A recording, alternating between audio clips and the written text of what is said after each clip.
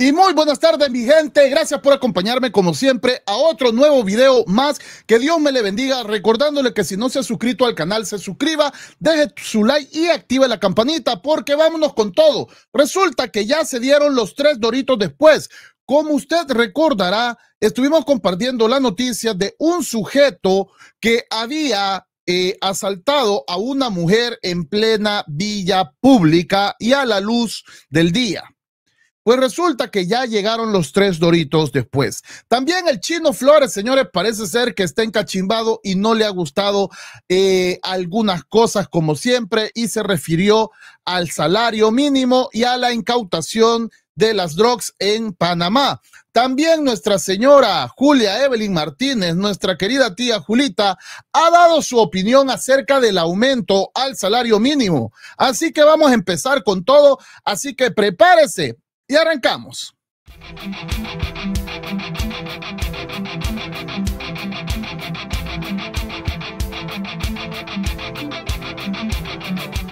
Y esta noticia que se estuvo compartiendo desde horas de la mañana refleja donde este sujeto fue captado por una cámara que estaba en la calle en el momento que agredía a una mujer para quitarle su cartera.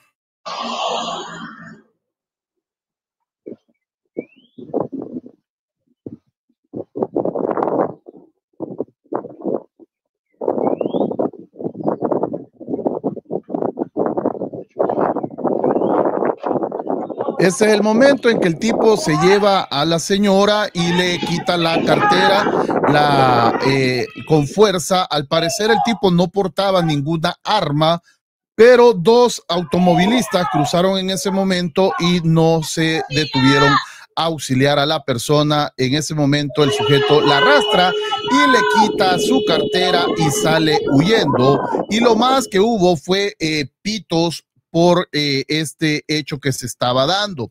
Pero, señores, la PNC, mire, reportó la captura de este sujeto. 3 Doritos después y tenemos la información del sujeto. El ministro de Seguridad Villatoro informa la captura de Fernando Josué Galdames Manzano, de nacionalidad hondureña, quien fue captado por las cámaras de videovigilancia mientras le robaba sus pertenencias a una mujer en la colonia Miramonte en San Salvador. No tendremos clemencia contra ningún delincuente que pretenda arrebatarle la tranquilidad a los salvadoreños de bien. Este sujeto ahora deberá de responder ante la ley, afirma el ministro Villatoro. Mire, interesante esto, la verdad de que las autoridades en este hecho no se detuvieron hasta capturar a este sujeto, a este delincuente que había cometido este acto. Y como puede ver, se lo voy a compartir aquí porque el mismo Gustavo Villatoro lo había compartido y dice: la ley y el pueblo salvadoreño se respetan. Este sujeto se equivocó al creer que podría robar pertenencias de otros sin consecuencias. Contamos con todas las herramientas necesarias para encontrarlos y llevarlos ante la justicia. Nuestro firme compromiso es garantizar el bienestar y la tranquilidad de los salvadoreños. Y aquí ya comparte también el ministro Gustavo Villatoro la foto del sujeto cuando ya está detenido. No tendremos clemencia contra ningún delincuente que pretenda arrebatarle la tranquilidad a los salvadoreños de bien. Este sujeto ahora deberá responder ante la ley. Gracias a la efectiva labor de nuestra PNC, hemos capturado a Fernando Josué Galdames Manzano, de nacionalidad hondureña, quien fue captado por cámaras de videovigilancia mientras le robaba sus pertenencias a una mujer en la colonia Miramonte en San Salvador. Mire, esto está serio. Deben de entender que el Estado y el pueblo salvadoreño se respetan. Nos vamos a encargar de sacar de nuestras calles a todos estos delincuentes que no han sabido leer los nuevos tiempos en los que vivimos, decía el ministro Gustavo Villatoro, recalcando que este señor era de nacionalidad hondureña y que por eso no le iban a hacer diferencia. Ladrón es ladrón, sea hondureño, de cualquier parte. Si estás robando en El Salvador, te va a tocar la misma. Así que este muchacho va a ir a parar a la cárcel porque pensó que estaba en Honduras y no, estaba en El Salvador. En otras noticias, el secretario general del FMLN, Manuel El Chino Flores, ha hecho 3 cuestionamientos, o sea, vamos a tomar 3 posturas que hizo en una conferencia, donde dice el secretario general del FMLN cuestionó a las autoridades gubernamentales por la situación ocurrida en la carretera panamericana tramo a Los Chorros, donde hubo un deslizamiento de tierra que obstaculizó la circulación vehicular durante el fin de semana. Vamos a ver qué es lo que decía Manuel el Chinese Flower.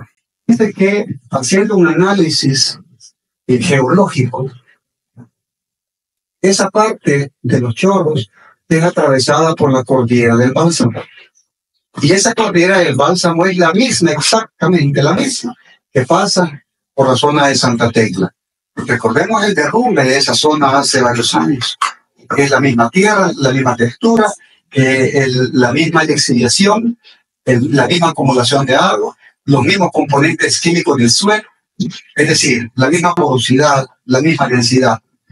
Significa que esos deslizamientos que están ocurriendo no son casuales. No hicieron verdaderos estudios de suelo, no hicieron verdaderos estudios de la inclinación del terreno. Terrenos que no están aptos para ampliación de carreteras y lo estamos viendo. ¿Cuántos muertos han digamos, aparecido por irresponsabilidad? Les voy a poner un dato. Según publicaciones de los medios de comunicación, han ocurrido, primero, desplantes y caídas de las torres, deslizamientos. Ahora ya no se habla de viaducto, ¿verdad? Hoy se habla de ampliación de carretera. Ya no se habla de 211 millones, se habla de 450 millones. Ya no se habla de 2 años, se habla de 5 o de 7. Pues, ¿quién tiene la razón? La población exige información. ¿A dónde hay que traer la información? ¿Con quién se puede hablar respecto al tema? ¿Con quién se puede hablar respecto, por ejemplo, a qué tipo de carretera está construyendo? ¿Qué empresa la está construyendo? ¿Por qué una empresa ya se fue? ¿Por qué amplían la cantidad de años? Por ejemplo, el 13 de diciembre del 24, colapsa la estructura. El 27 de diciembre del 24, 4 heridos.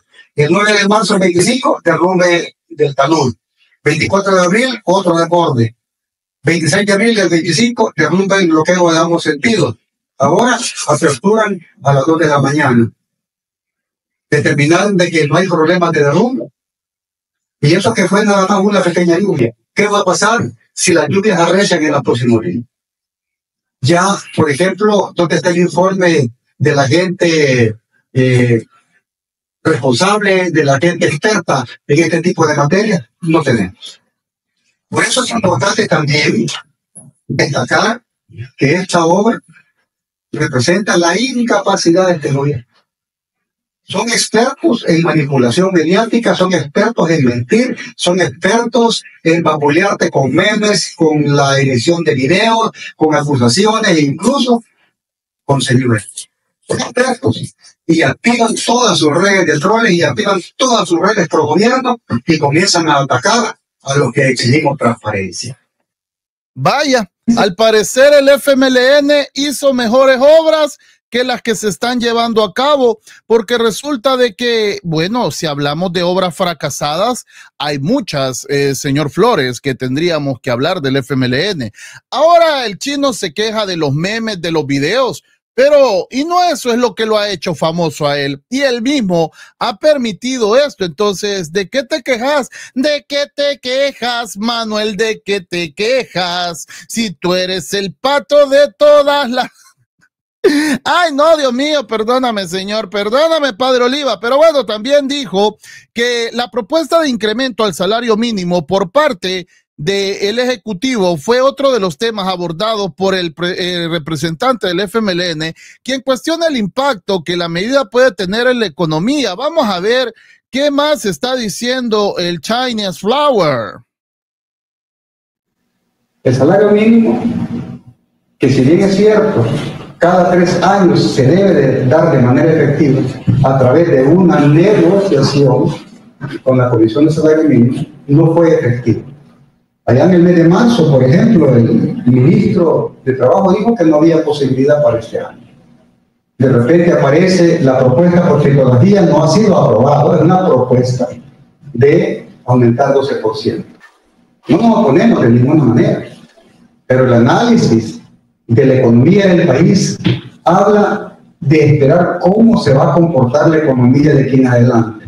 ¿Por qué razón? Porque los transportistas ya están pidiendo aumento del pasaje. O sea, nomás se aumenta el salario mínimo, todo el mundo pide aumento. Todo el mundo ya elevó los precios de la canasta básica, ya los transportistas quieren el aumento del pasaje. O sea, el estudio debe de considerarse completo, no solamente una propuesta sacada de la manga de la camisa por una condición que existió. Pero nosotros no nos vamos a oponer a ningún aumento del salario mínimo. Lo que sí escuchamos es que no es suficiente. Eso lo manifiestan los trabajadores. No es suficiente. Debe de hacerse de manera responsable, de acuerdo y acorde a la realidad económica que está viviendo la familia salvadoreña. Por ejemplo, la propuesta del aumento no cubre el encarecimiento que ya tiene la población salvadoreña del costo de la vida. Ese encarecimiento está en un aumento del 21% en el área urbana y 23% en el área rural.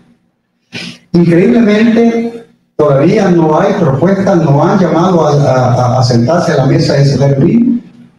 Pasó como aquella famosa reunión con los maestros y maestras un día antes de la marcha famosa que se suspendió de parte de algunas gremiales de maestros y al final la mesa fue abandonada.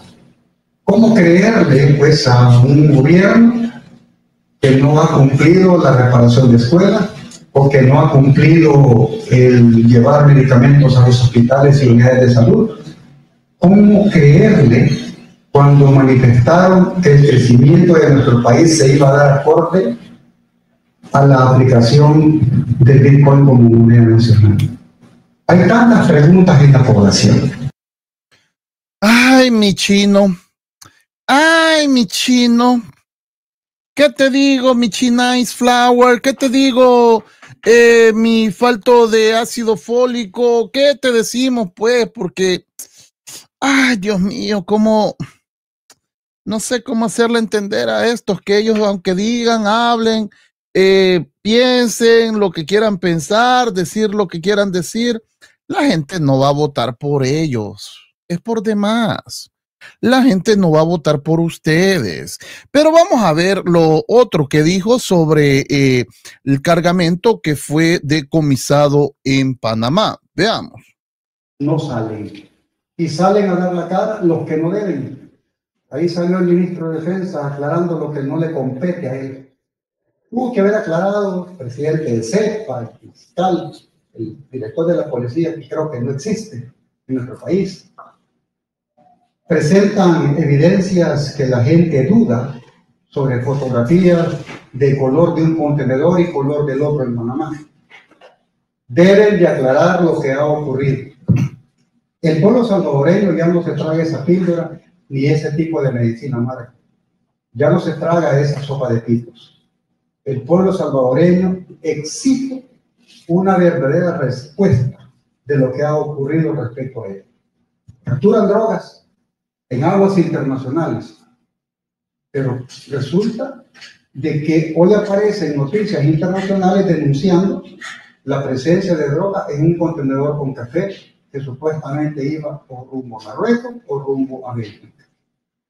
Las respuestas las exigimos y las esperamos, porque mucha gente está muy molesta con la manipulación. Producto de eso, aparece de repente la propuesta del salario mínimo.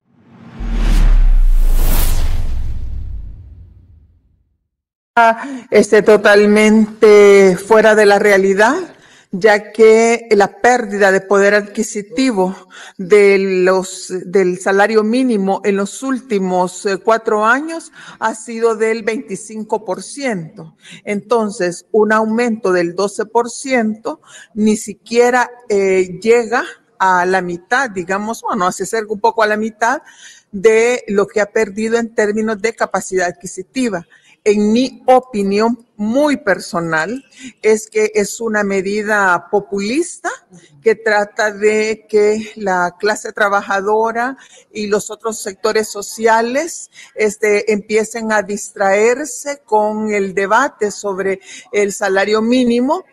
Y además es una medida que es a todas luces pues ilegal, porque él no tiene la facultad de determinar cuál es el salario mínimo, sino que esto es una facultad del Consejo Nacional del Salario Mínimo, que preside el ministro de Trabajo, que debe ser convocada según la ley del salario mínimo, y ahí pueden haber diferentes propuestas, y esas propuestas a su vez son discutidas en base a dos criterios. El primer criterio es el costo de la vida. Y el segundo criterio es la capacidad de las empresas en base al crecimiento de la productividad laboral en los últimos años, ¿verdad? Si van a tener o no van a tener capacidad de poder afrontar ese incremento salarial. Hasta el momento ni se ha discutido en el seno del salario mínimo el aumento en el costo de la vida, ni tampoco el desarrollo o la evolución de la productividad del trabajo. Por tanto, ya se da por hecho que ese se va a aplicar, ese incremento al salario mínimo, cuando no ha seguido el procedimiento que la misma ley del salario mínimo tiene instituido.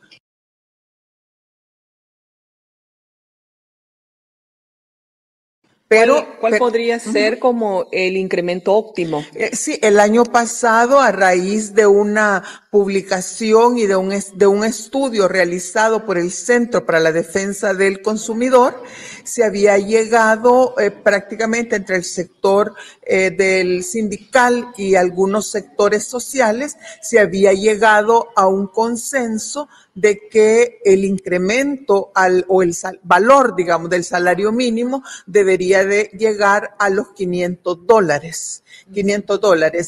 Con este incremento, dado que el costo de la vida, con eso se cubriría el costo de la vida, no solamente el costo de la canasta de alimentos. El costo de la vida en El Salvador, de acuerdo a los datos del mismo Banco Central de Reserva, asciende a $520 para una familia de 2 personas adultas y una persona menor de edad. Entonces, decía, bueno, $500 compensa en gran parte ese costo de la vida en cifras oficiales, y entonces ese debería de ser como el punto de encuentro entre la propuesta del sector público con el sector privado y el sector laboral.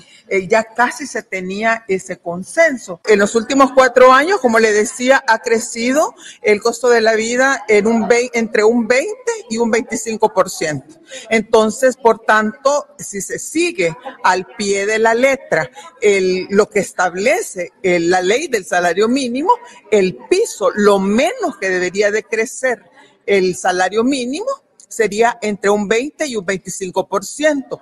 Pero además hay otras mediciones sobre cuánto ha aumentado la productividad laboral, porque la productividad laboral es lo que en términos la clase trabajadora le producen ganancia a la clase empresarial. Entonces, esas son las variables que solamente las puede proporcionar, pues ya sea el Ministerio de Hacienda, el Banco Central de Reserva, y ver cómo se ha comportado cómo se ha desempeñado esa productividad laboral, y en base a eso se establece pues si se queda entre 20 o 25%, o puede ser un poco más, o la dejamos simplemente 20 o 25%, mejor le hubiéramos dado un 50%. El 25%. Hay que tener además algo para no caer en interpretaciones catastróficas, que se dice que no, que las empresas van a quebrar, que ya no va a haber inversión en El Salvador. Mire, inversión en El Salvador no hay. El Salvador durante los últimos 4 años ha sido el país de Centroamérica y el Caribe que menos inversión extranjera directa y nacional ha tenido. Así es que no es que con el aumento en el salario mínimo va a haber menos inversión. Eso es porque esa es una tendencia ya estructural que la hemos estado observando en los últimos años. Pero además hay también que recordar que en El Salvador la población que recibe o que puede ser afectada por el salario mínimo, la población de la clase trabajadora, apenas sería un 30%, porque el último censo del 2024 que ha publicado el Banco Central de Reserva dice que el 70% de la población que está ocupada en el país, es decir, 7 de cada 10 personas, están en el sector informal de la economía, y en el sector informal de la economía no aplica ni el salario mínimo ni ninguna otra de las prestaciones del Banco Central, que están establecidas en el Código de Trabajo. ¿Cuál es el porcentaje de la población que se vería, digamos, beneficiada? Si lo podemos ver, sería creo que un 20% de la población económicamente activa ocupada. Vaya. ¡Eso, tía! ¡Eso! ¡Aplausos! Ay. ¿Y qué vamos a hacer, pues? Regañarla no podemos. Regañarla no podemos, pero bueno, señores, muchas gracias por haberme acompañado. Les recuerdo que me dejen su like, activen la campanita, se suscriban al canal y recuerden que todos los días les traemos su mensaje en la Iglesia de las Focas. Nos vemos para la próxima. Bendiciones.